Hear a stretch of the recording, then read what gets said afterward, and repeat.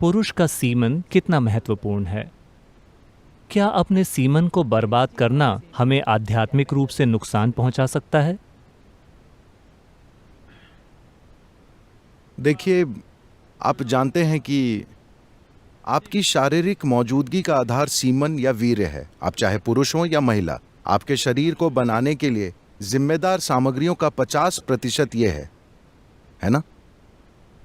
हमारे पास चमड़ी है, हमारे पास चमड़ी के ऊपर की कोशिकाएं हैं, हमारे पास बाल हैं, हमारे शरीर के अनेक पहलू हैं। आप जानते हैं, दिल, गुर्दा, लिवर वगैरह वगैरह। अपने आप में इन सारी कोशिकाओं की कुछ न कुछ क्षमताएं हैं, लेकिन सीमन की क्षमता का स्तर जबरदस्त है। ये एक पूरा नया जीवन बना सकता है। आज आप त्वचा की एक ऊपरी कोशिका को लेकर प्रयोगशाला में बहुत कुछ कर सकते हैं और शायद हम आपका क्लोन भी बना दें। तो क्षमता यहाँ भी है, लेकिन इसका स्तर उन कोशिकाओं के स्तर जैसा नहीं है जिन्हें आप सीमन या वीर्य कह रहे हैं। So in the yogic culture, this is called as virya.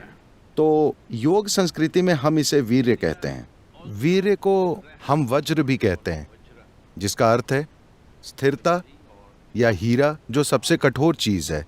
तो मानव शरीर में वीर्य को वज्र की तरह समझा जाता है, जिसका अर्थ है कि अगर आप इसका उपयोग करना जानते हो तो यह सबसे शक्तिशाली चीजों में से एक है। तो इसका उपयोग करने का मतलब यह है कि आप इसका उपयोग बच्चे पैदा करने के लिए कर सकते हैं। ये एक तरीका है। खैर, ये सवाल इसलिए आया क्योंकि आप इसका उपयोग हॉस्टल की चादर को बर्बाद करने में कर रहे हैं।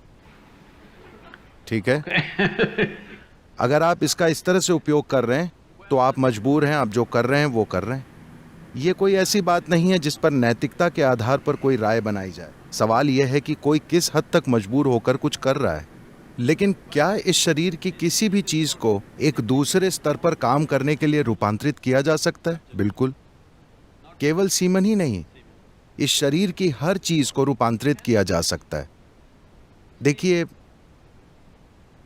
मान लीजिए अगर मैं आप सभी को सूप बनाने की सामग्री दूं, आप सभी को एक जैसी सामग्री दूं, तो क्या आपको विश्वास है कि आप सभी लोग एक जैसा सूप बनाएंगे? नहीं, आप 500 प्रकार के सूप बनाएंगे। हालांकि सामग्री एक ही है। यही हम सबके साथ इस समय हो रहा है। हम सभी बुनियादी रूप से एक ही सामग्री से बने हैं, लेकिन देखिए कि हम एक दूसरे से कितने अलग हैं, क्योंकि सूप अलग है। तो अगर मैं आपको सूप बनाने की सामग्री दूं, तो आप या तो अच्छा सूप बनाएंगे या बेकार सूप बनाएंगे। ये इस बात पर निर्भर करता है कि आप ये काम कितना जानते हैं, है ना?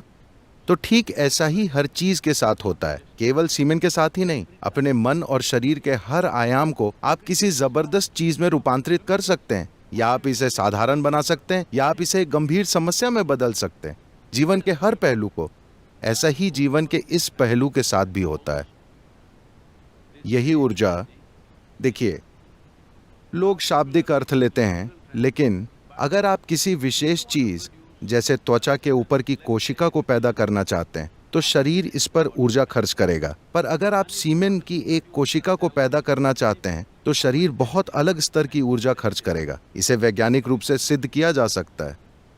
तो जब आप इसमें इतनी सारी ऊर्जा खर्च कर रहे हैं तो स्वाभाविक है कि इसमें एक क्षमता है, लेकिन क्या आप में उसे खोजने की काबिलियत है? क्या आप वो खोज करना जानते हैं? क्या ऐसा करने के लिए आपके पास साधना और मार्गदर्शन है? ये एक प्रश्न चिन्ह है।